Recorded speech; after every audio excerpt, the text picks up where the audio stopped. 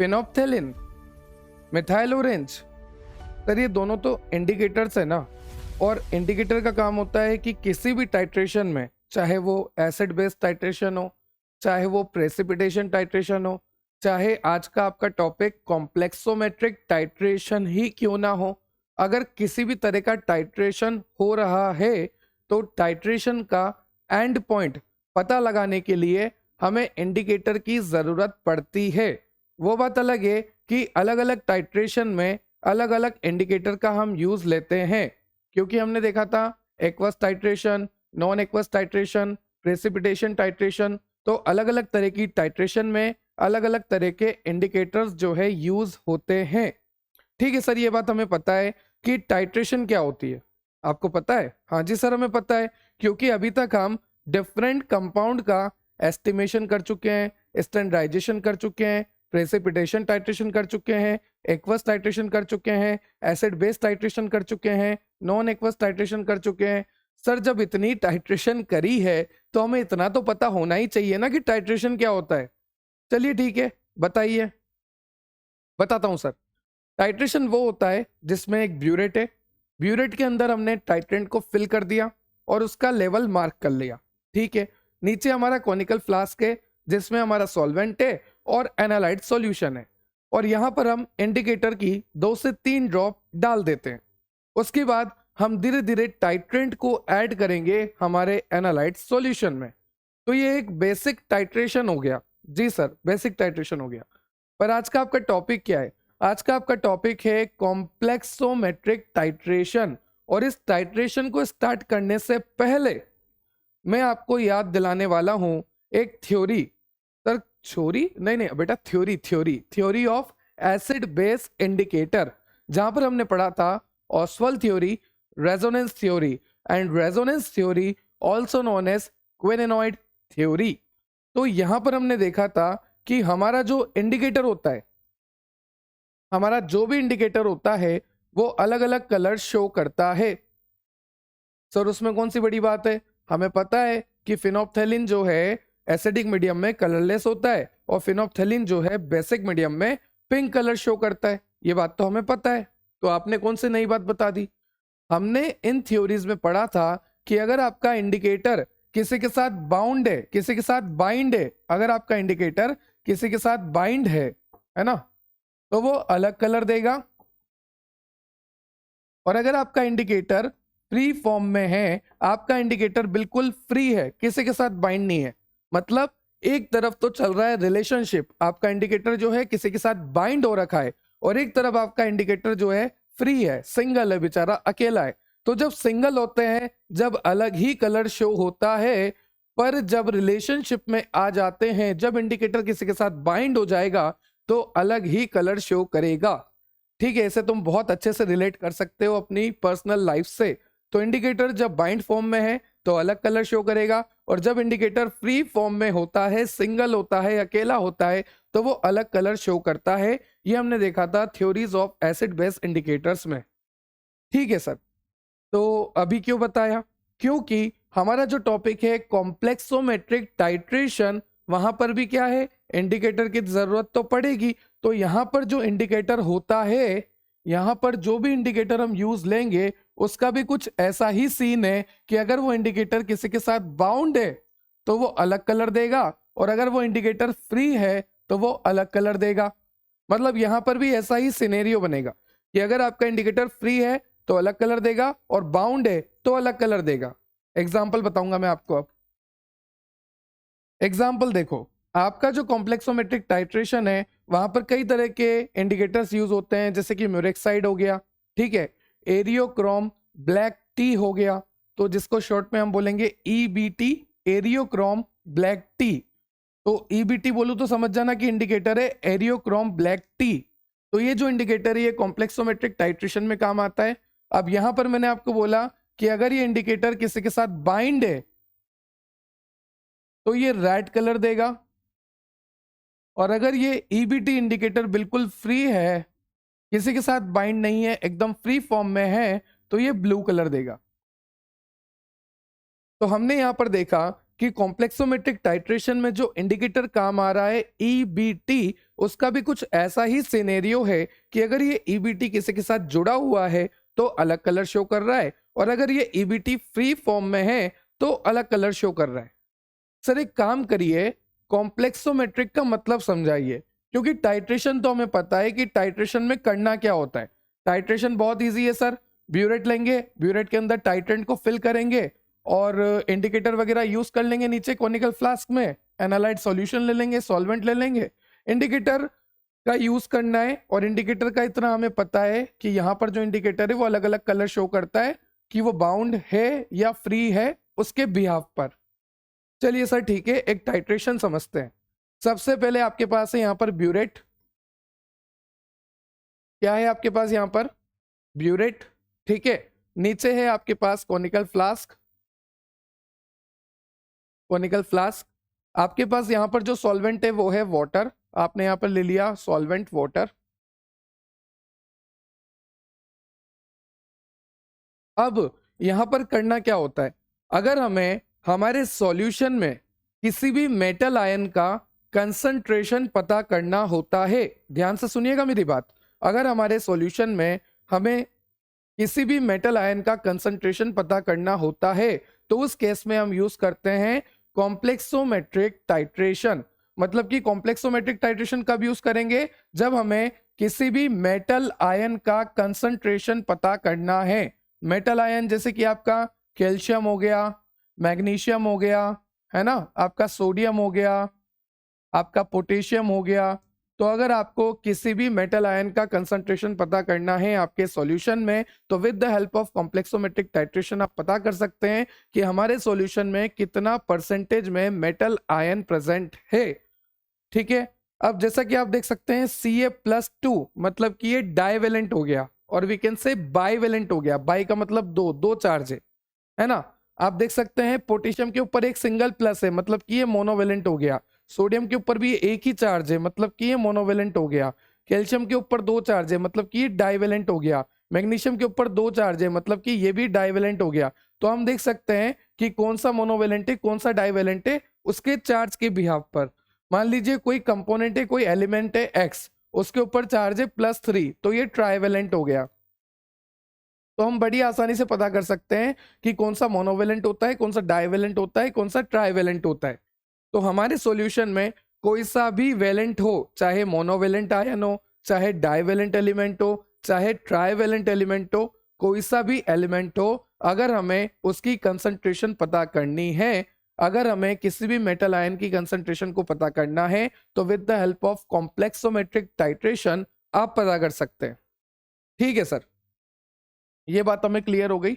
Monovalent, bivalent, trivalent metal ion की concentration पता करना हो तो यहाँ पर लिख लेते हैं कि कॉम्प्लेक्सोमेट्रिक टाइट्रेशन में जो इंडिकेटर हम यूज करेंगे शुरू में वो है ईबीटी। यहाँ पर हम मेटल आयन की कंसंट्रेशन का पता करते हैं, एमआईसी मतलब मेटल आयन की कंसंट्रेशन का, क्वेश्चन मार्क मतलब पता करते हैं। इंडिकेटर यहाँ पे यूज लेते हैं ईबीटी। ठीक है, उसके बाद आप देख सकते हैं ब्यूरेट है, ब्यूरेट के अंदर टाइट्रेंट को फिल कर देते हैं। यहाँ पर जो टाइट्रेंट होगा, यहाँ पर जो टाइट्रेंट होगा उसके बहुत सारे नाम होंगे। टाइट्रेंट के नाम, हाँ जी हाँ जी, टाइट्रेंट को हम यहाँ पर लिगेंड भी कह सकते हैं। क्या कह सकते हैं? लिगेंड, या फिर कॉम्प्लेक्सिंग एजेंट भी कह सकते हैं। ध्यान से सुनते जाना और लिखते जाना, चाहो तो नोट्स बना रहे हो तो टाइट्रेंट बोल लो, लिगेंड बोल लो, कॉम्प्लेक्सिंग एजेंट बोल लो, या फिर किलेटिंग एजेंट बोल लो।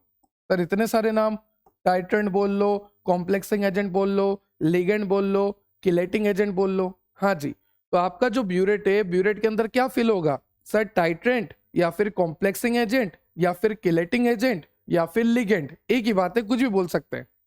ठीक है सर, अब नीचे हमें क्या करना है? नीचे हमें किसी भी आयन का कंसंट्रेशन पता करना है। लेट सपोज यहाँ पर कैल्शियम +2 है, तो हमें Ca+2 के आयन का कंसंट्रेशन पता करना है कि यहाँ पर हमारे सॉल्यूशन में कितना कैल्शियम प्रेजेंट है, कितना Ca+2 प्रेजेंट है। और ये जो Ca+2 है ये डायावेलेंट है, और वी कैन से बाइवेलेंट है, क्योंकि यहाँ पर +2 चार्ज है। क्लियर हो गया? ठीक है सर, अब इंडिकेटर कौन सा यूज लें? सर इंडिकेटर आपने बताया ईबीटी यूज लेंगे, तो सब कुछ आ गया। ब्यूरेट आ गया, बिल्कुल आ गया सर। ब्यूरेट के अंदर हमने क्या फिल कर दिया, टाइट्रेंट को फिल कर दिया, या फिर आप बोल लीजिए लिगेंड को फिल कर दिया, या फिर आप बोल लीजिए कॉम्प्लेक्सिंग एजेंट को फिल कर दिया, या फिर आप बोल लीजिए किलेटिंग एजेंट को फिल कर दिया। सर एग्जाम्पल जैसे कि ईडीटी है, टाइट्रेंट क्या हो गया आपका, ईडीटी है। आपने सुना होगा ईडीटी है, अगर नहीं सुना तो अभी याद रख लो, इथाइलिन डाइअमीन टेट्रा एसिडिक एसिड। नहीं याद रहता कोई बात नहीं, ईडीटीए बोल लो, ठीक है। तो टाइट्रेंट हो गया ईडीटीए, नीचे आपका कैल्शियम प्लस 2 आयन जिसका आपको पता करना है। इंडिकेटर हो गया आपका एरियोक्रोम ब्लैक टी जिसको शॉर्ट में बोलते हैं ईबीटी। अब देखो कहानी ध्यान से सुनना, ध्यान से सुनना। नीचे हमारे पास क्या क्या है, चलो इसको तो हटा देते हैं। किलेटिंग एजेंट बोलते हैं, कॉम्प्लेक्सिंग एजेंट बोलते हैं, लिगेंड बोलते हैं, टाइट्रेंट बोलते हैं, जैसे कि ईडीटी है। सिर्फ यहां पर मैं शॉर्ट में लिख देता हूं कि यहां पर है हमारा ईडीटी है। अब ध्यान से सुनना, नीचे हमारे पास क्या है सर, यहां पर आपका कैल्शियम प्लस 2 आयन है जिसका आपको पता करना है, और साथ में हमने इंडिकेटर डाल दिया ईबीटी, ईबीटी। अब ध्यान से सुनना, ईबीटी जो हमने इंडिकेटर डाला है वो किसके पास गया, कैल्शियम के पास, कि भैया हम दोनों रिलेशनशिप में आ जाते हैं, मैं भी अकेला हूं आप भी अकेले हो, चलो रिलेशनशिप में आ जाते हैं, ठीक है, अच्छी बात है। पर ये आयन जो है ना, कैल्शियम आयन, ये बड़ा समझदार है, ये देखता है हमेशा बेहतर की तलाश में रहता है। किसकी तलाश में रहता है, हमेशा ये बेहतर की तलाश में रहता है कि इससे अच्छा और कोई मिल जाए तो मैं उसके साथ चला जाऊंगा या चली जाऊंगी। बड़ा खराब है ये, बड़ा खराब है ना। तो ईबीटी बेचारा अकेला था, भोला वाला था, सीधा साधा था, है ना। तो ईबीटी के साथ रिलेशन किसने बनाया, कैल्शियम ने। तो नीचे क्या क्या था, कैल्शियम आयन जिसका हमें पता करना था कि कितना अमाउंट में कैल्शियम आयन है, और साथ में हमने डाला था इंडिकेटर ईबीटी। तो इन दोनों ने आपस में बाइंडिंग कर ली, बॉन्डिंग कर ली, ठीक है। तो जब मैंने आपको बोला था कि जब ईबीटी जो है किसी के साथ जुड़ा होता है तो वो कौन सा कलर देता है, वो देता है आपका रेड कलर। तो अभी यहां पर रेड कलर है, ठीक है, यहां तक क्लियर हुआ। अब देखो ध्यान से, जैसे जैसे हम टाइट्रेंट को ऐड करेंगे, मतलब कि जैसे जैसे हम ईडीटी को ऐड करेंगे, ये ड्रॉप बाय ड्रॉप जो है ईडीटी ऐड हो रहा है, ईडीटी ऐड हो रहा है। तो जैसे जैसे ईडीटी आएगा, ईडीटी जैसे जैसे आएगा, अब ध्यान से सुनना क्या होगा। ये जो कैल्शियम आयन है, मैंने आपको क्या बोला था कि ये कैल्शियम आयन जो है बेहतर की तलाश में रहता है। तो जैसे ही ईडीटीए आया, ये कैल्शियम आयन जो है इसके पास जाने लगा, ठीक है, थोड़ा जाया, फिर और गया, फिर और गया, फिर और गया, और एक टाइम ऐसा आएगा कि ये जो टाइट्रेंट हम ऐड कर रहे हैं ना, ईडीटीए, इस टाइट्रेंट के साथ, हमारे ईडीटीए के साथ, हमारे टाइट्रेंट के साथ ये कैल्शियम पूरी तरह से कॉम्प्लेक्स बना लेगा। क्या बना लेगा, कॉम्प्लेक्स। नीचे जितना भी कैल्शियम था वो सारा ईडीटीए के साथ कॉम्प्लेक्स बना लेगा। बेचारा ये ईबीटी अकेला रह जाएगा, और जब ये अकेला रह जाएगा तो अकेले में ईबीटी कौन सा कलर देगा, ईबीटी जब अकेला रह जाता है तो ये ब्लू कलर देता है, ठीक है। तो इसी वजह से हमें पता लगता है कि टाइट्रेशन कंप्लीट हो गई है। एक बार मैं आपको अच्छे से समझाता हूं, ध्यान से सुनना। हमारे पास यहां पर क्या था, ब्यूरेट था, ब्यूरेट में क्या फिल था, टाइट्रेंट फिल था। टाइट्रेंट कौन सा था, हमारा ईडीटीए था, ठीक है। नीचे हमारे पास हमारा फ्लास्क था, जहां पर हमने, वेट ए मिनट, जहां पर हमने, अरे यार, हाँ हो गया, जहां पर हमने क्या लिया था, हमारा इंडिकेटर लिया था। इंडिकेटर था हमारा एरियोक्रोम ब्लैक टी, और हमने यहाँ पर लिया था कैल्शियम आयन जिसका हमें कंसंट्रेशन पता करना था। अब हुआ क्या था कि ये जो कैल्शियम आयन है और ये जो ईबीटी था, इन दोनों ने आपस में बॉन्ड बना लिया था, बढ़िया चल रहा था, इनका अच्छा रिलेशन चल रहा था। पर जैसे ही ऊपर से ईडीटीए आया, तो जैसे ही ईडीटीए आया, इस ईडीटीए के आते ही जो यहाँ पर बॉन्ड बना हुआ था ना, ईबीटी का और कैल्शियम का, है ना, अच्छे से बॉन्ड बना हुआ था। तो ये कैल्शियम देख रहा है कि बेहतर इंसान आ रहा है, तो ये कैल्शियम उसके पास जाने लग गया, जाने लग गया, जाने लग गया, जाने लग गया। एक कंसंट्रेशन ऐसा आएगा, एक कंडीशन ऐसी आएगी जहां पर ये कैल्शियम जो है पूरी तरह से ईडीटीए के पास चला जाएगा और बनेगा ईडीटीए और कैल्शियम का कॉम्प्लेक्स। क्या बनेगा, ईडीटीए और कैल्शियम का कॉम्प्लेक्स। और एक कंडीशन, जब कैल्शियम पूरी तरह से ईडीटीए के साथ जुड़ जाएगा तो उस कंडीशन में ईबीटी अकेला रह जाएगा। तो जब ईबीटी अकेला रह जाता है तो वो कौन सा कलर देता है, ब्लू। और जब ईबीटी साथ में जुड़ा हुआ था तो कौन सा कलर देता है, रेड। तो जब कभी रेड कलर से ब्लू कलर की तरफ आप आ जाओ तो आप समझ जाना कि हमारा जो कैल्शियम है वो पूरी तरह से जा चुका है, हमारा जो कैल्शियम है वो पूरी तरह से बाइंड हो चुका है ईडीटीए के साथ। और यहां पर मैंने आपको बोला कि ईडीटीए जो कि आपका टाइट्रेंट है, Ca+2 जिसका आपको पता करना है कि कितनी कंसंट्रेशन में Ca+2 है, ये दोनों मिलके कॉम्प्लेक्स बना रहे हैं, तो यहां पर कॉम्प्लेक्स का फॉर्मेशन होगा। That's why this titration is also known as complexometric titration. Complexometric titration, ये बात क्लियर हो गई। बहुत ही इजी कंसेप्ट था, बस आपको याद रखना है कि जो ईडीटीए है वो उस आयन के साथ कॉम्प्लेक्स बना लेगा, और जब पूरी तरह से ईडीटीए Ca+2 के साथ कॉम्प्लेक्स बना लेगा तो हमारा ईबीटी जो है अकेला हो जाएगा, सिंगल हो जाएगा, अलग हो जाएगा। उसकी वजह से वो ब्लू कलर शो करेगा, और जैसे ही रिएक्शन में ब्लू कलर आता है हमें ये बात पता लग जानी चाहिए कि हमारी रिएक्शन कंप्लीट हो चुकी है, हमारे टाइट्रेशन का एंड पॉइंट आ चुका है, हमारा कलर चेंज हो चुका है इंडिकेटर का। और इंडिकेटर का कलर कब चेंज होगा? जब ये सारा का सारा कैल्शियम हमारे ईडीटीए के साथ बाइंड होकर कॉम्प्लेक्स बना लेगा। तो यहाँ पर ईडीटीए कैल्शियम का कॉम्प्लेक्स बना है। That's why this titration is also known as complexometric titration. और ये भी मैंने आपको बता दिया कि यहाँ पर ये जो ईडीटी है, यहाँ पर ये जो टाइट्रेंट है, इस टाइट्रेंट को कॉम्प्लेक्सिंग एजेंट, किलेटिंग एजेंट या फिर लिगेंड भी आप बोल सकते हैं।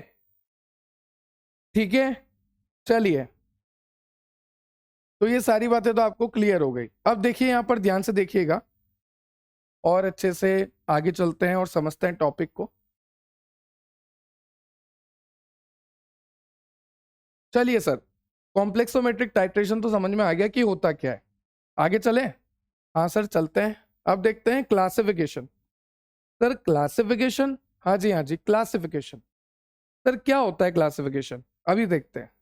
जैसे मान लीजिए ये आपके पास ब्यूरेट है, दिस इज योर ब्यूरेट। यहां पर आपके पास क्या है?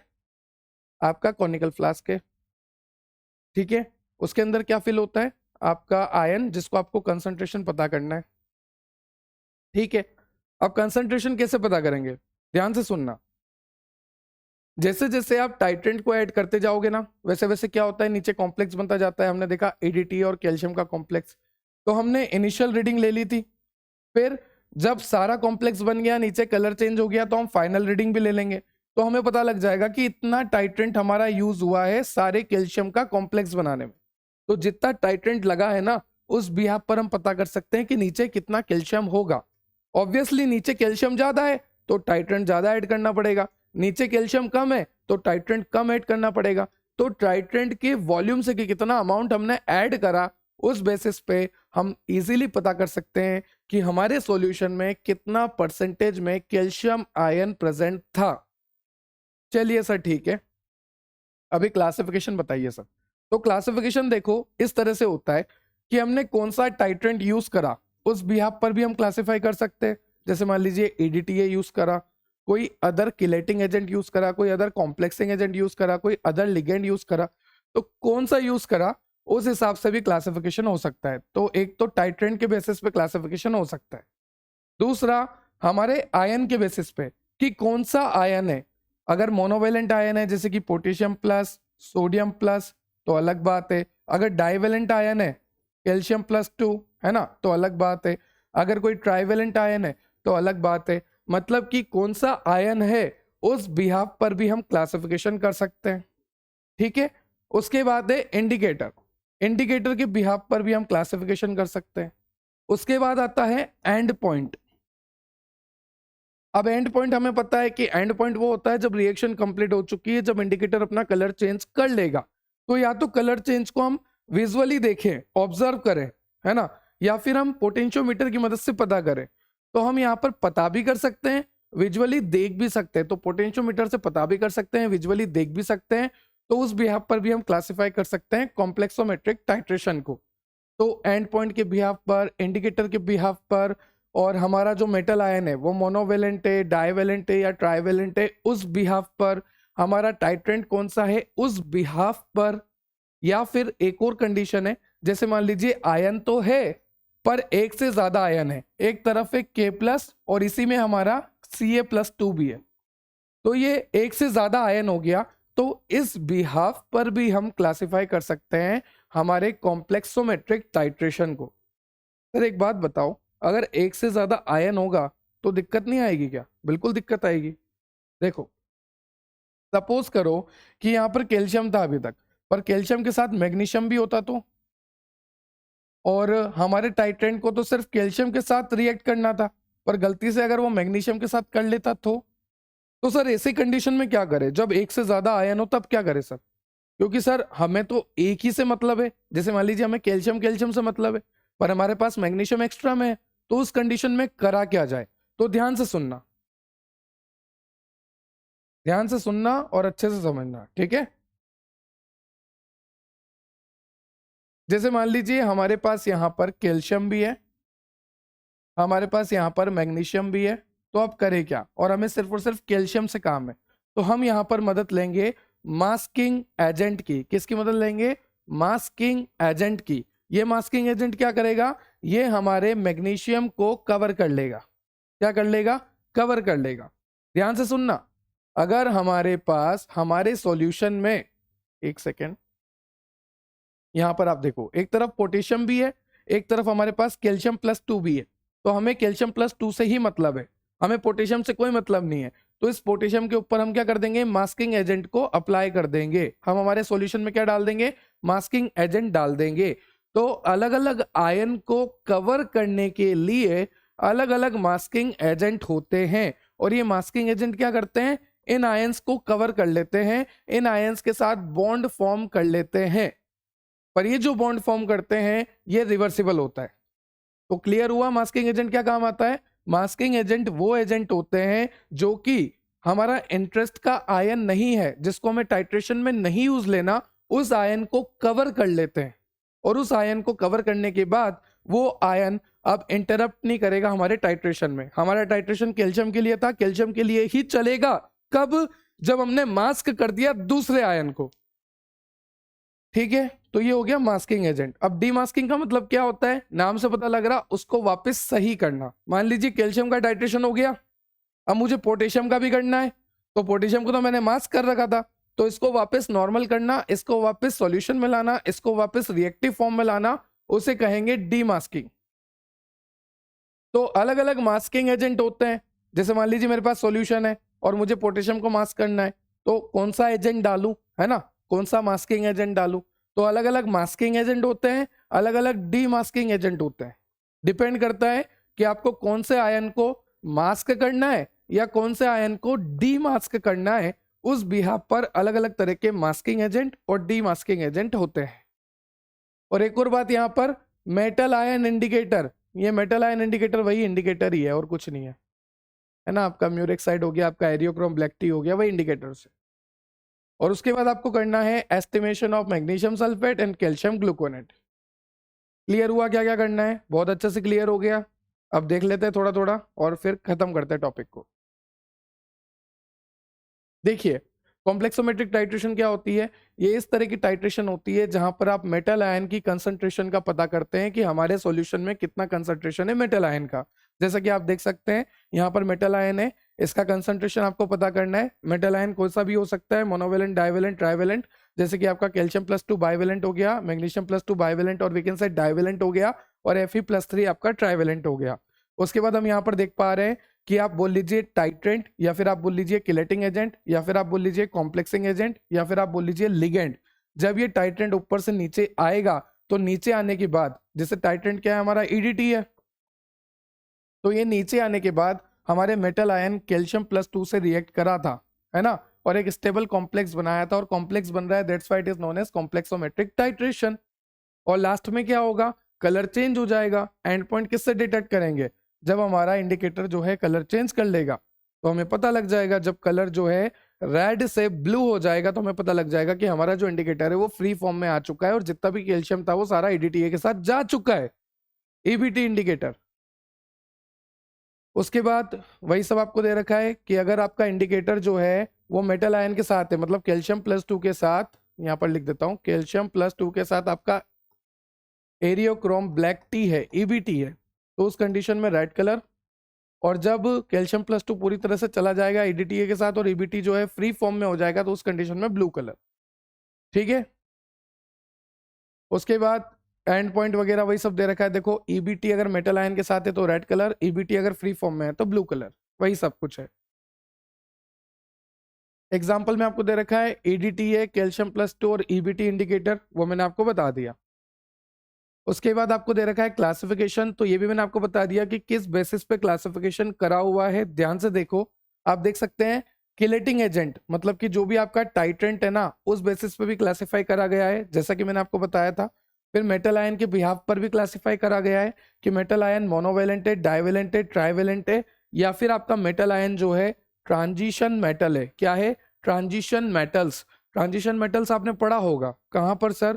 क्लास 11th में, क्लास 12th में। डी ब्लॉक जो होता है ना, जितने भी एलिमेंट्स होते हैं, साइंस टीचर विनीता, क्रुगुनी, मन, फे, को, नी, है ना, टीकम, जरा, हाफ रफ, जितने भी एलिमेंट्स है डी ब्लॉक के बहुत सारे हैं। Scandium, titanium, vanadium, chromium, iron, cobalt, निकल, कॉपर, जिंक, जितने भी ये सारे ट्रांजिशन एलिमेंट्स होते हैं, ट्रांजिशन मेटल्स होते हैं। क्लियर हो गया? तो मोनोवेलेंट है, डाइवेलेंट है, ट्राइवेलेंट है, ट्रांजिशन है, उस बिहाफ पर भी हम क्लासिफाई करते हैं। और उसके बाद आपको यहाँ पे लिखा है सिंगल कंपोनेंट, मतलब कि अगर हमारे टाइट्रेशन में कोई एक ही एलिमेंट है, जैसे कि कैल्शियम है, तो वो हो गया सिंगल कंपोनेंट टाइट्रेशन। पर अगर हमारे टाइट्रेशन में एक से ज्यादा एलिमेंट यूज हो रहे हैं, नीचे हमारे एनालाइट सॉल्यूशन में एक से ज्यादा एलिमेंट से एक से ज्यादा मेटल है, तो उस कंडीशन में बोलेंगे मल्टी कंपोनेंट। जैसे कि मान लीजिए यहाँ पर कैल्शियम भी है, पोटेशियम भी है, पर हमें सिर्फ कैल्शियम कैल्शियम का करना है, तो उस कंडीशन में क्या करेंगे? पोटेशियम को मास्क कर देंगे मास्किंग एजेंट की मदद से, है ना। तो by the nature of reaction हम इसको क्लासिफाई कर सकते हैं by metal ion type, monovalent, divalent, trivalent, transition metal, इसको हम क्लासिफाई कर सकते हैं बाय केलेटिंग एजेंट, और we can say complexing agent, और वी कैन से टाइट्रेंट, और वी कैन से लिगेंड, हम इसे क्लासिफाई कर सकते हैं बाय इंडिकेटर, जैसे कि हम विजुअली देख रहे हैं या किसी इंस्ट्रूमेंट का मदद ले रहे हैं जैसे कि पोटेंशियोमेट्रिक, तो हम क्लासिफाई कर सकते हैं। टाइट्रेशन किस तरह से हो रही है? डायरेक्ट टाइट्रेशन हो रही है, बैक टाइट्रेशन हो रही है, डिस्प्लेसमेंट टाइट्रेशन हो रही है, किस तरह से टाइट्रेशन हो रही है, उस बिहाफ पर भी हम हमारे कॉम्प्लेक्सोमेट्रिक टाइट्रेशन को क्लासिफाई कर सकते हैं। तो आप देख सकते हैं बड़े तरीके से हम क्लासिफाई कर सकते हैं metal ion, chelating agent, indicator, titration type, nature of the reaction. ठीक है, यहाँ पर यही सब लिखा हुआ है, मोनोवेलेंट, बाइवेलेंट, ट्राइवेलेंट, ट्रांजिशन, वही सब कुछ है। ईडीटी है, other chelating agent, indicator visual है या इंस्ट्रूमेंटल है, फिर based on the titration complexometric direct वाला, फिर एक होती है बैक टाइट्रेशन जो मैंने आपको पढ़ाया था, है ना। कोई एक मेथड था जिसमें मैंने आपको बोला था कि इनडायरेक्ट मेथड है, बैक टाइट्रेशन होता है। फिर डिस्प्लेसमेंट है। उसके बाद नेचर ऑफ द रिएक्शन, फिर मैंने आपको बोला कि अगर एक ही आयन यूज हो रहा है तो सिंगल कंपोनेंट, अगर हमारे एनालाइट में एक से ज्यादा आयन है तो multi component complexometric titration, sample content more than one ion, more than one metal ion. फिर आ गया मेटल आयन इंडिकेटर, तो इंडिकेटर का मैंने आपको बता दिया। इंडिकेटर में आप क्या लिखोगे, चाहे कोई सा भी इंडिकेटर, आपको शुरू ऐसा ही करना है कि इंडिकेटर वो सब्सटेंस होता है जो कि किसी भी टाइट्रेशन में एंड पॉइंट का पता लगाता है। एंड पॉइंट वो पॉइंट होता है जब टाइट्रेशन हमारी कंप्लीट हो जाती है। तो अगर हमें पता करना है कि हमारी टाइट्रेशन कंप्लीट हुई है या नहीं, तो उसके लिए हमें इंडिकेटर की जरूरत पड़ती है। इंडिकेटर जब टाइट्रेशन कंप्लीट हो जाती है तो कलर चेंज कर देता है। इंडिकेटर बाउंड फॉर्म में अलग कलर देता है और अनबाउंड फॉर्म में, मतलब कि फ्री फॉर्म में, अलग कलर देता है।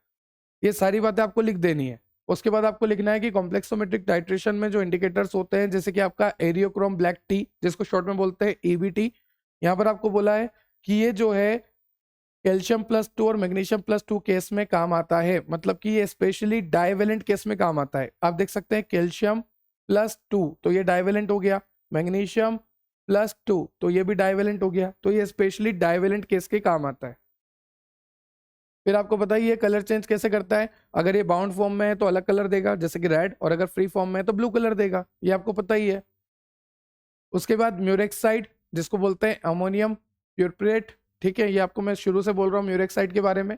तो ये अगर जब आपको कैल्शियम का डिटेक्शन करना है, जब आपको मैग्नीशियम का डिटेक्शन करना है, या फिर जब आपको एल्कलाइन अर्थ मेटल का डिटेक्शन करना है, आपका जो एल्कलाइन अर्थ मेटल्स होते हैं,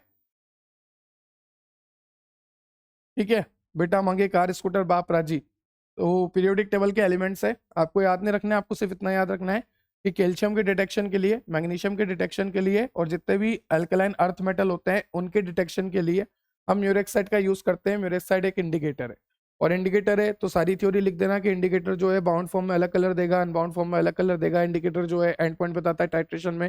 किसी भी टाइट्रेशन में एंड पॉइंट पता लगाना बहुत जरूरी होता है, क्योंकि हमें पता लगता है कि हमारी रिएक्शन कंप्लीट हो चुकी है। ठीक है, तो यहां पर आप देखिए कि जब ADTA the solution is purple when free metal ion are present and turn yellow when ADTA bind to the metal ion. देखो ध्यान से सुनना, जब म्यूरेक्साइड की अगर मैं बात करूं तो म्यूरेक्साइड अगर बाउंड फॉर्म में है तो पर्पल कलर देगा, और अगर म्यूरेक्साइड फ्री हो गया तो वो येलो कलर देगा। ठीक है, तो इस तरह से आपको अलग अलग इंडिकेटर्स दे रखे हैं, जैसे कि आपका एरियोक्रोम ब्लैक टी हो गया जिसको शॉर्ट में बोलते हैं EBT, उसके बाद हो गया आपका म्यूरेक्साइड, उसके बाद हो गया आपका कैलमाइट। यहाँ पर क्या काम आता है, ये मैग्नीशियम के लिए और डाइवेलेंट केटाइंस के लिए ज्यादा काम आता है। आगे चलते हैं, नेक्स्ट आपको दे रखा है ज़ाइलिनॉल ऑरेंज, जो कि use for Zn+2 Cu+2 and other metals ion. अगर आपके सॉल्यूशन में Zn+2 है, Cu+2 है, तो हो सकता है बेहतर इंडिकेटर आपके पास ज़ाइलिनॉल ऑरेंज काम आए। उसके बाद आपका पैरानाइट्रोफिनॉल हो गया, use for the detection of the calcium, magnesium and barium. Barium, okay. Next tiron हो गया, जो कि Fe+3। आप देख सकते हैं पहली बार ट्राइवेलेंट के लिए केस आया है Fe+3 के लिए। तो मान लीजिए आपको कोई टाइट्रेशन करनी है और नीचे जो है आपका ट्राइवेलेंट मेटल आयन हो, तो ट्राइवेलेंट मेटल आयन होने की कंडीशन में जो इंडिकेटर आप यूज करेंगे वो हो गया टिरोन या टायरोन। ठीक है, फिर आ गया आपका सल्फोन थैलिन इंडिकेटर। ठीक है, इसके किस किस के डिटेक्शन में काम आता है, Iron+2, Copper+2 and other transitions metals. तो ट्रांजिशन मेटल्स के लिए आपको जाना है इस इंडिकेटर के साथ। ठीक है, तो यहाँ पर सारी चीजें लिखी है, अलग अलग इंडिकेटर है, अलग अलग आयंस के लिए है, कोई ट्रांजिशंस के लिए, कोई ट्राइवेलेंट के लिए, कोई बाइवेलेंट के लिए है, अलग अलग कंडीशंस है और अलग अलग कलर भी शो करेंगे एंड पॉइंट पे वो। नेक्स्ट आपको दे रखा है कि इंडिकेटर लेने से पहले आपको क्या क्या ध्यान रखना है। देखो इंडिकेटर आप किस तरह से चूज करोगे, आपकी टाइट्रेशन हो रही है, आपकी कॉम्प्लेक्सोमेट्रिक टाइट्रेशन हो रही है, तो आपको ये बात ध्यान रखना है कि किस तरह की टाइट्रेशन है, किस तरह का मेटल आयन है। मान लीजिए ट्राइवेलेंट है तो उस हिसाब से इंडिकेटर लेना है। तो आपको ये बात तो पहले ये बता देनी है कि indicator according to the titration हम सिलेक्ट करेंगे, according to the metal ion हम सिलेक्ट करेंगे कि किस तरह का मेटल आयन है। either it is monovalent, either it is bivalent, either it is trivalent, either is it transition element। किस तरह का मेटल आयन है, किस तरह का एलिमेंट है, उस बिहाफ पर हम इंडिकेटर को सिलेक्ट करेंगे। और जो भी आपका इंडिकेटर होगा, जैसे ही आपका इंडिकेटर था EBT, तो जो भी आपका इंडिकेटर होगा सबसे पहले तो वो मेटल आयन के साथ बाइंड हो जाना चाहिए। ठीक है, फिर ये EBT जो इंडिकेटर है ये अच्छे से कलर शो करना चाहिए। हमें पता तो लगना चाहिए ना कि एंड पॉइंट आ गया, तो एक तो अच्छे से कलर शो करे, एक हमारे मेटल के साथ अच्छे से बाइंड हो जाए। और जब कभी भी टाइट्रेंट आएगा, जैसे कि EDT है, तो जब कभी भी टाइट्रेंट ऐड करेंगे तो ये जो इंडिकेटर है ये इसको जाने दे, इस आयन को जाने दे कि जा सिमरन जा, जिले अपनी जिंदगी। तो ये खूबियां होनी चाहिए हमारे इंडिकेटर में। क्या क्या खूबियां मैंने आपको बताई कि आपका जो इंडिकेटर होता है वो मेटल आयन से बाइंड हो जाए, आपका जो इंडिकेटर होता है वो अच्छे से कलर शो करे, पहले भी अच्छे से करे, और जब रिएक्शन खत्म हो चुकी है, एंड पॉइंट आ चुका है, तो भी अच्छे से कलर शो करे। और इसके बाद मैंने आपको बोला कि ये जो आपका EDTA है, जैसे जैसे ये ऐड होगा, जैसे जैसे ये टाइट्रेंट, जैसे जैसे ये लिगेंड ऐड होता जाएगा हमारी टाइट्रेशन में, तो उस कंडीशन में ये जो इंडिकेटर है ये कैल्शियम को जाने दे, क्योंकि कैल्शियम जाएगा जब भी तो EDTA के साथ कॉम्प्लेक्स बनाएगा। तो ये सारी खूबियां होनी चाहिए हमारे इंडिकेटर्स में। ठीक है, अब तक प्रिपरेशन और स्टैंडर्डाइजेशन के काफ़ी प्रैक्टिकल्स हम कवर कर चुके हैं, इसलिए डाइसोडियम EDTA के लिए मैं आपको simple and easy notes screen पे दिखा रहा हूं। इन्हें एक बार ध्यान से पढ़ लीजिए, फिर हम लेक्चर को आगे कंटिन्यू करेंगे।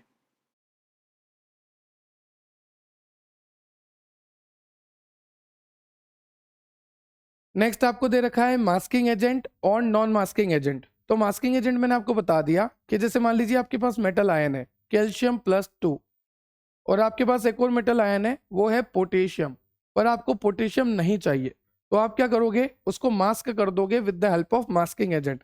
तो जो भी अनडिजायरेबल एलिमेंट है, ऐसा एलिमेंट ऐसा मोनोवेलेंट, ऐसा बाइवेलेंट, ऐसा ट्राइवेलेंट, ऐसा ट्रांजिशन मेटल जो हमें टाइट्रेशन में नहीं चाहिए, उसको मास्क करने के लिए मास्किंग एजेंट का यूज होता है।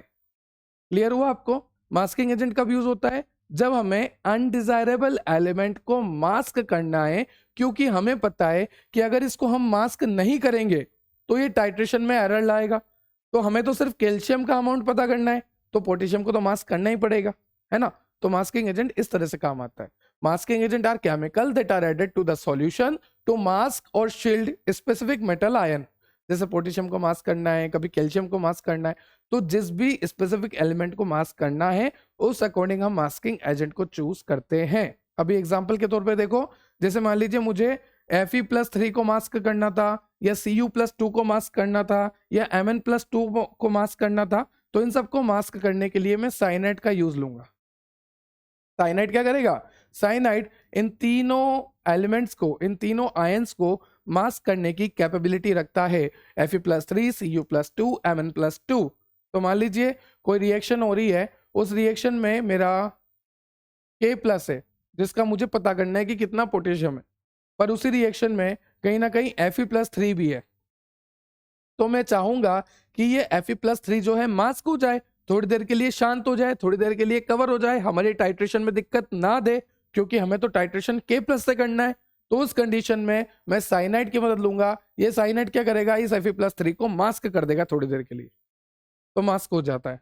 ठीक है, तो मास्किंग एजेंट करते क्या है? जो भी मेटल आयन है, जैसे ये साइनाइड मास्किंग एजेंट है, तो ये जो मास्किंग एजेंट है इस मेटल आयन के साथ वीक और नॉन रिएक्टिव कॉम्प्लेक्स बना लेता है। जैसे मान लीजिए आपका मास्किंग एजेंट है, मास्किंग एजेंट है आपका साइनाइड, तो ये क्या करेगा? जो भी आपका मेटल आयन है उसके साथ वीक और नॉन रिएक्टिव कॉम्प्लेक्स बना लेगा, क्योंकि जब कभी भी नॉन मास्किंग एजेंट आएगा ना तो वो इसको वापस तोड़ देगा। क्लियर हुआ? इस तरह से काम होता है। तो अलग अलग तरह के मास्किंग एजेंट होते हैं, जैसे अगर आपको Fe+3 को, Cu+2 को, Mn+2 को मास्क करना है तो साइनाइड काम आता है, और अगर आपको Al+3 और Fe+3 को मास्क करना है, या फिर किसी भी ट्राइवेलेंट मेटल आयन को मास्क करना है तो अमोनियम काम आता है, या फिर अगर आपको Fe+3 और Al+3 को मास्क करना है तो उस कंडीशन में आपका TeA काम आता है, ट्राई एथेनॉल मीन। ठीक है, और अगर आपको कैल्शियम+2 और Mg+2 को मास्क करना है, या किसी भी अल्कलाइन अर्थ मेटल को मास्क करना है, तो उस कंडीशन में सिट्रिक एसिड काम आता है। तो डिफरेंट एजेंट है, जैसे कि सिट्रिक एसिड हो गया, TeA हो गया, अमोनियम हो गया, हमारा साइनाइड हो गया, डिफरेंट एजेंट्स होते हैं, और इन एजेंट्स का हम यूज करते हैं ताकि हम अलग अलग स्पेसिफिक एलिमेंट्स को मास्क कर सकें। सपोज हमें Mn+2 को मास्क करना है तो साइनाइड का यूज लेंगे, अगर हमें किसी भी ट्राइवेलेंट को मास्क करना है तो हम अमोनियम का भी यूज ले सकते हैं, या फिर Al+3 और Fe+3 के केस में हम TeA का भी यूज ले सकते हैं। डिपेंड करता है कि कौन सा अवेलेबल है और कौन सा सुटेबल है। उसके बाद आप देख सकते हैं सोडियम और पोटेशियम फेरोसाइनाइड। ये जो मास्किंग एजेंट होता है सोडियम और पोटेशियम फेरोसाइनाइड, ये मास्क करने के काम आता है CO+2 को, Na+2 को, Fe+3 को, Cu+2 को। और EDTA है भी किसी किसी केसेस में मास्क करने के काम आता है। ठीक है, तो मास्किंग एजेंट का काम क्या हो गया? Prevent undesirable reaction. जैसे मान लीजिए कोई एलिमेंट है, ये आपका एनालाइट सॉल्यूशन है, पोटेशियम का पता करना था, पर कैल्शियम+2 जो है फालतू का एलिमेंट है वहां पर, तो इसको मास्क कर दो। जब आप इसको मास्क कर दोगे तो ये टाइट्रेशन में दिक्कत देगा ही नहीं, ये देगा ही नहीं दिक्कत। ये टाइट्रेशन में दिक्कत दे रहा था पर इसको मास्क कर दिया, अब ये है नहीं है, बराबर है, ये कोई दिक्कत नहीं देने वाला। ठीक है, बस वही सब है, एक्यूरेसी वगैरह बढ़ जाएगी, वही सब बात है। अब डीमास्किंग का क्या मतलब हो गया? रिवर्स कर दो, जिसको मास्क करा था उसको वापस रिएक्टिव कर दो, उसको वापस नॉर्मल कर दो, वो हो गया डीमास्किंग। तो अलग अलग तरह के एजेंट होते हैं, जैसे मान लीजिए मैंने एल्यूमिनियम+3 को मास्क कर दिया था, या फिर मैंने आयरन+3 को मास्क कर दिया था, या फिर मैंने किसी बाइवेलेंट मैग्नीज+2 को मास्क कर दिया था। तो इन आयंस को मैंने मास्क कर दिया था, इनको हाइड कर दिया था, इनको अनरिएक्टिव कर दिया था, नॉन रिएक्टिव कर दिया था, इनको टाइट्रेशन में एरर नहीं लाने दी थी, है ना? मेरी टाइट्रेशन बहुत अच्छी हो गई इनको मास्क करने पर अब मुझे इनको अनमास्क करना है, डीमास्क करना है। तो डीमास्क करने के लिए जो एजेंट काम आता है वो होता है डीमास्किंग एजेंट। तो आप देख सकते हैं यहाँ पर एसिड की मदद से, जैसे HCl हो गया, HNO3 हो गया, ये जो होते हैं डीमास्किंग एजेंट होते हैं। और जब मैं हाइड्रोक्लोरिक एसिड या फिर नाइट्रिक एसिड HNO3 ऐड करूंगा तो उस कंडीशन में कुछ एलिमेंट्स मेरे डीमास्क हो जाएंगे, जैसे एल्यूमिनियम+3, आयरन+3, मैंगनीज+2। और भी ऐसे कई सारे डीमास्किंग एजेंट होते हैं, जैसे कि आपका अमोनियम सिट्रेट हो गया जो कि डीमास्क करता है कैल्शियम और मैग्नीशियम को। हाइड्रोजन पेरोक्साइड H2O2 हो गया जो कि आप यूज करोगे डीमास्क आयरन को करने में। सोडियम हाइड्रोक्साइड हो गया अगर आपको डीमास्क करना है एल्यूमिनियम+3, Zn+2 और other metal ion in specific cases, तो आप सोडियम हाइड्रोक्साइड का यूज ले सकते हैं। ठीक है, अब रोल ऑफ डीमास्किंग एजेंट, देखो सीधी सी बात है, मास्किंग एजेंट ने क्या करा था, मास्किंग एजेंट जो थे उन्होंने जो भी आपका मेटल आयन था उस मेटल आयन के साथ एक वीक कॉम्प्लेक्स बना लिया था, है ना, एक वीक बॉन्ड बना लिया था। तो वो जो वीक बॉन्ड बना था, वीक कॉम्प्लेक्स बना था, अब डीमास्किंग एजेंट आएंगे और उनको तोड़ देंगे तो आपका मेटल आयन वापस फ्री हो जाएगा। उसके बाद है आपका एस्टिमेशन। एस्टिमेशंस दो आपको दे रखे हैं आपके सिलेबस में। सबसे पहले आपको दे रखा है एस्टिमेशन ऑफ मैग्नीशियम सल्फेट, उसके बाद आपको दे रखा है एस्टिमेशन ऑफ कैल्शियम ग्लूकोनेट। तो सबसे पहले जब आप एस्टिमेशन कर रहे हैं तो आपको ये बात पता होना चाहिए कि एस्टिमेशन चाहे आप करो चाहे आप स्टैंडर्डाइजेशन करो, मतलब कि आपको क्या करना है, आपके सॉल्यूशन में कितना मैग्नीशियम प्रेजेंट है, कितना Mg+2 प्रेजेंट है उसका पता लगाना है। ठीक है, क्योंकि मैग्नीशियम सल्फेट क्या हो गया, MgSO4, तोड़ोगे तो क्या बनेगा, Mg+2SO4- ऐसा कुछ बनेगा। ठीक है, तो मतलब आपको Mg+2 का पता लगाना है। तो सबसे पहले आपने क्या करना है, प्रोसीजर क्या है एस्टिमेशन करने का, सबसे पहले आपने मैग्नीशियम सल्फेट को वे कर लेना है, weigh a sample of magnesium sulphate. ठीक है सर, हमारा मैग्नीशियम सल्फेट था उसको हमने वे कर लिया, इसका हमें क्या करना है, एस्टिमेशन करना है। तो सबसे पहले आपने क्या करा, वे वे कर लिया कि हाँ इतना मैग्नीशियम सल्फेट है। फिर उसको आपने डिसॉल्व कर देना है एसिड में। जो भी आपका मैग्नीशियम सल्फेट है, जो भी आपका सैंपल है, जब आपने उसको वे कर लिया तो आप उसको डिसॉल्व कर दोगे एसिड में। किस में डिसॉल्व करोगे, किसी भी एसिड में आपने उसको डिसॉल्व कर दिया। Dilute the sample with water. अब आपने क्या करा, इस सैंपल को वाटर से डाइल्यूट कर दिया। मैं रिपीट कर देता हूं, सबसे पहले आपने क्या करा, जो भी आपका मैग्नीशियम सल्फेट था उस मैग्नीशियम सल्फेट को वे कर लिया। वे करने के बाद आपने क्या करना है, उसको डिसॉल्व कर देना है किसी एसिड में। ठीक है सर, वे करा, वे करके उसको डिसॉल्व कर दिया किसी एसिड में। उसके बाद आपने क्या करना है, उसको डाइल्यूट करना है with the help of water. With the help of water आपने इसको डाइल्यूट कर दिया, यहाँ पर वाटर भी ऐड कर दिया, उससे ये डाइल्यूट हो गया। फिर आपको इसको फ्लास्क में ट्रांसफर करना है, आपका जो भी फ्लास्क है उसमें आपको इसको ट्रांसफर कर देना है। जैसे ये आपका मैग्नीशियम सल्फेट आ गया, ठीक है, तो कुछ नहीं करा, वे करा, वे करने के बाद एसिड में डाल दिया, एसिड में डालने के बाद उसको पानी से डाइल्यूट कर दिया, और डाइल्यूट करने के बाद उसको फ्लास्क में डाल दिया। तो ये तो हमारा MgSO4 आ गया नीचे कॉनिकल फ्लास्क में। अब क्या क्या चाहिए सर, अब एक तो इंडिकेटर चाहिए जो यहाँ पर डलेगा, और एक ऊपर से हमें क्या चाहिए, एक ऊपर से हमें टाइट्रेंट चाहिए। तो टाइट्रेंट आप देख सकते हैं यहाँ पर EDTA यूज लिया है। ठीक है sir, titrant, chelating agent, complexing agent और लिगेंड एक ही बात है। और यहाँ पर एग्जाम्पल हो गया EDTA, नीचे हमारा हो गया MgSO4 जिसको आपने वे करा, एसिड में डाला, डाइल्यूट करा, फिर डाला इधर। इंडिकेटर की बात करें तो इंडिकेटर भी ले लेते हैं, है ना, एक इंडिकेटर ले लिया आपने। अब इंडिकेटर तो ले लिया, MgSO4 भी आ गया और आपका टाइट्रेंट भी आ गया, पर एक बात और ध्यान रखना है कि यहां पर आपको अमोनिया बफर को भी ऐड करना है। बफर क्यों ऐड करते हैं, ताकि पीएच मेंटेन रहे।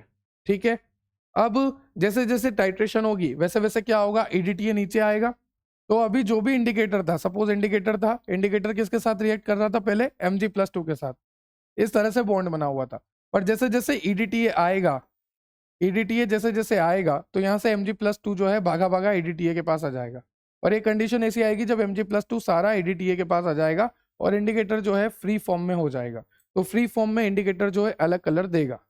बहुत ईजी है, जो हमने पढ़ा वही है, इसके अलावा कुछ भी नहीं है। उसके बाद यहाँ पर आपको दे रखा है कि अगर आपको अमाउंट ऑफ MgSO4 कैलकुलेट करना है ग्राम्स में तो आप कैसे कर सकते हैं, वॉल्यूम ऑफ EDTA को मल्टीप्लाई करेंगे मोलरिटी ऑफ EDTA से, फिर उसको मल्टीप्लाई करेंगे मोलर मास ऑफ MgSO4 से, और फिर उसको डिवाइड कर देंगे 2 से।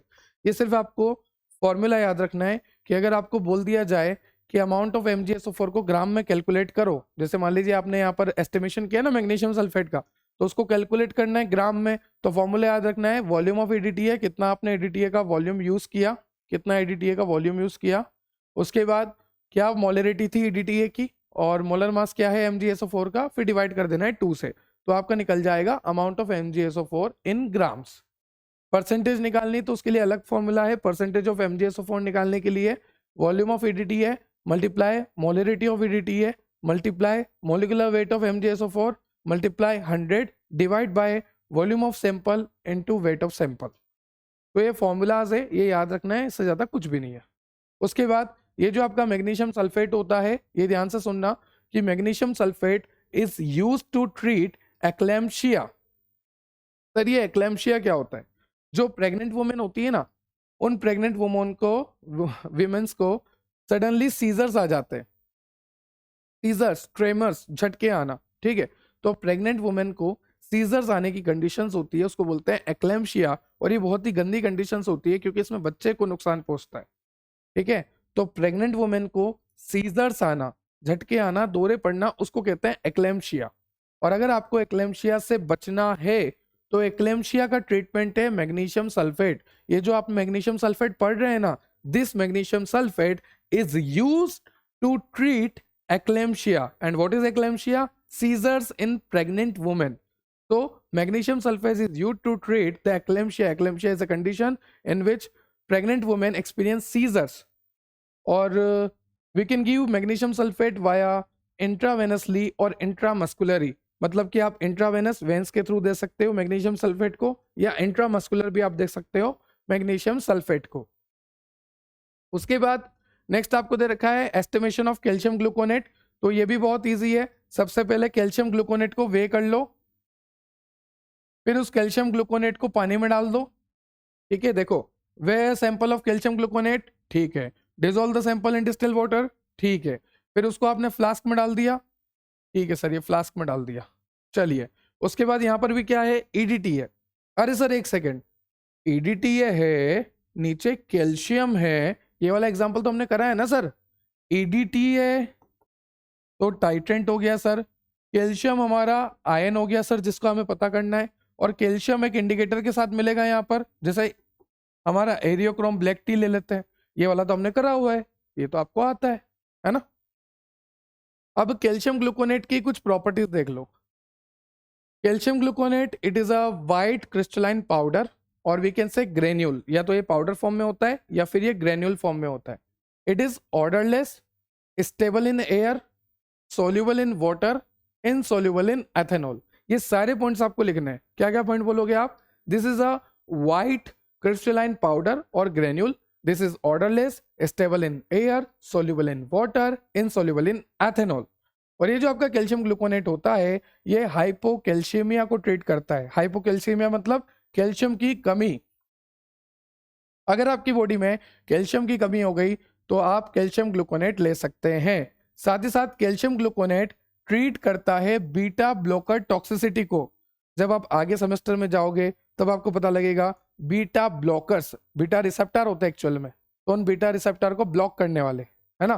तो बीटा ब्लॉकर की जब टॉक्सिसिटी हो जाती है तो उस कंडीशन में भी कैल्शियम ग्लूकोनेट लिया जाता है।